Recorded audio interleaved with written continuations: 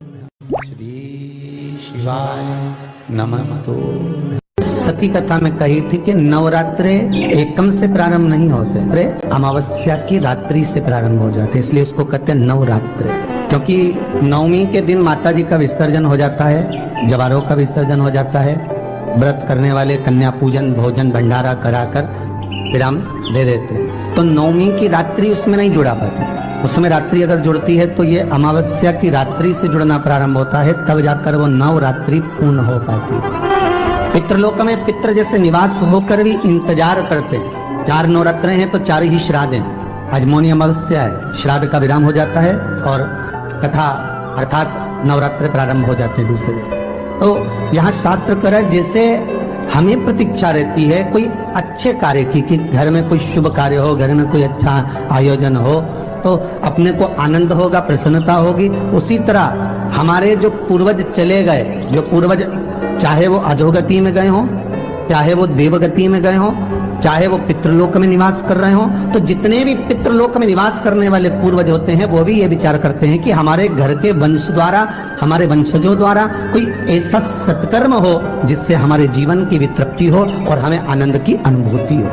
और ध्यान दीजिएगा महाराज, आपको चैत्री नवरात्रि का स्मरण होगा, आपको शरदी नवरात्रि का स्मरण होगा, पर जो आषाढ़ में और माघ में जो नवरात्रे पढ़ते हैं इसका एक आनंद ही दूसरा रहता है। बस इतना जरूर होता है कि दुनिया के लोग वो जो 2 नवरात्रे होते हैं उसमें कलश की स्थापना भी करते हैं, देवी का पूजन भी करते हैं, अर्चना भी करते हैं, मंदिरों में भीड़ भी रहती है और खूब प्रेम से माता का जगराता वगैरह सब होता है। पर ये जो नवरात्रे हैं 2 गुप्त नवरात्रे, इनका लोगों को स्मरण नहीं था। वो तो धीरे धीरे ये टीवी चैनल के माध्यम से कथाकारों ने, वक्ताओं ने स्मरण कराना जब चालू करा, धीरे धीरे बताना, मार्गदर्शन करना जब चालू करा, तब लोगों को ज्ञात होता गया कि कोई गुप्त नवरात्रा भी होता है, उसमें भी देवी की आराधना होती है। ये 4 नवरात्रे अलग अलग अवस्था के हैं, अलग अलग सुख के हैं और अलग अलग आनंद के। आपके घर में पितृदोष है, आपको ऐसा महसूस होता है, तो किसी भी नवरात्रि के पहले जो अमावस्या पड़ती है, जिस दिन अमावस्या रहे उस दिन चावल की कटोरी में एक कपूर का टुकड़ा रख दीजिए, छोटा सा, और कपूर का टुकड़ा रखकर उस कपूर को दरवाजे के बाहर कटोरी में ही, चावल रखी हुई कटोरी में ही उसको पितरों का स्मरण कर कर जला दीजिए। और जलाने के बाद उस चावल को कहीं भी किसी भी वृक्ष की छांव में पक्षियों के लिए डाल दीजिए। शिव महापुराण की कथा कहती है, अगर मान लो पितृ आपको कष्ट दे रहे हैं, पितृ आपको तकलीफ दे रहे हैं, कोई काम नहीं होने दे रहे हैं, या कहीं आपको ऐसा लगता है कि पितरों का दोष है, तो वो पितृ दोष देवी, अब ये जो आप करेंगे ये कब कर रहे हैं? अमावस्या के दिन आप उसको रख रहे हैं। अमावस्या के दिन उसको रखकर रात भर आपने रखा कपूर के साथ में, सुबह एकम पड़ गई, नवरात्रि लग गई, उसी दिन उसको जलाकर आपने पटक दिया।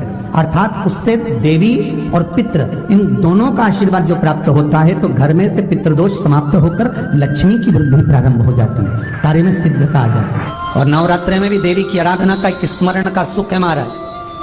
ज्योत का विधान है, नवरात्रि में देवी की ज्योत लगती है, अखंड ज्योति लगती है, जवारे बुआए जाते हैं, कलश लगता है, ज्योत का भी विधान है। जिसके यहाँ दिया अखंड जलाया जाता है, अगर वो दिए की लो, दिए की बाती अगर दक्षिण दिशा की होती है तो उसके घर में साल भर में एक घात जरूर होती है। जो दिया अखंड जलता है उसकी बाती का मुख दक्षिण का नहीं होना चाहिए। अगर आपने देवी भागवत का स्मरण कराओ, देवी भागवत को अगर सुना हो, तो देवी भागवत में स्पष्ट किया गया कि पूर्व की ओर मुख करा हुआ दिया, अर्थात पूर्व की ओर ज्योत जो जलाई जाती है वो संपदा की वृद्धि करती है। पश्चिम की ओर मुख कर जो ज्योत लगाई जाती है महाराज, वो बेबहू को देती है। और उत्तर की ओर जो मुख कर ज्योत जलाई जाती है, उत्तर की ओर जो ज्योत का मुख रहता है वो आयु की वृद्धि करती है, घर में अकाल मौत को रोकती है। दक्षिण की ओर ज्योत ना लगाएं, अगर आपको लगाना है पूरब की लगाएं, पश्चिम की लगाएं या उत्तर की लगाएं। और जितने दिन महारानी जगदम्बा जगतधात्री दुर्गा भवानी चैत्र नवरात्रि में, शरदी नवरात्रि में, आषाढ़ी नवरात्रि में आधिकाधिक पौष नवरात्रि में हम जगत जननी जगदम्बा की जब स्थापना करते हैं, या हम नूतन घर का प्रवेश करते हैं, या गणेश जी की स्थापना करते हैं, या कोई दुकान को प्रवेश करते हैं, या कोई शुभ कार्य करने के लिए अग्रण्य होते हैं, तो हम कलश की स्थापना क्यों करते? कलश के अंदर आखिर ऐसा क्या विराजमान है कि 33 कोटि देवता उस कलश के अंदर आकर बैठ जाते हैं? आप कोई यज्ञ करने जा रहे हो, आप कोई पोथी पुराण करने जा रहे हो, आप कोई अच्छा कार्य करने जा रहे हो, तो ब्राह्मण देवता कह देते कलश की स्थापना होगी, कलश की शोभा यात्रा निकलेगी, कलश यात्रा निकलेगी, कलश विराजमान होगा।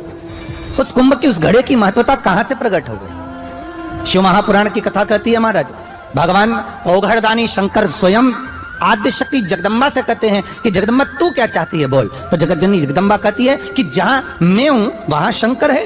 ये आपने कह दिया, पर जहां शंकर है वहां पार्वती का होना जरूरी है। उसके लिए सिद्ध करने के लिए एक स्थान ऐसा बनाया जाए जहां पर शंकर विराजमान है और शंकर के साथ पार्वती विराजमान है। तो शिव जी ने कहा, पार्वती उसके लिए मैं तुझे एक सुंदर कलश का निर्माण कर देता। अष्टमी के दिन कन्याओं का भोजन कराओ या नवमी के दिन कन्याओं का भोजन कराओ, पर देवी भागवत तो कहती है, देवी भागवत तो वर्णन करती है कि पहले नवरात्रि से लेकर नौमी तिथि तक जितने दिन देवी के होते हैं, प्रत्येक दिन में आप किसी भी दिन कन्याओं का भोजन करा सकते हो, पहली रात्रि से लेकर, पहला दिन से लेकर। पर 9वें दिन तो सवेरे पूजन करके, यज्ञ करके, अनुष्ठान करके देवी को विसर्जन कर दिया।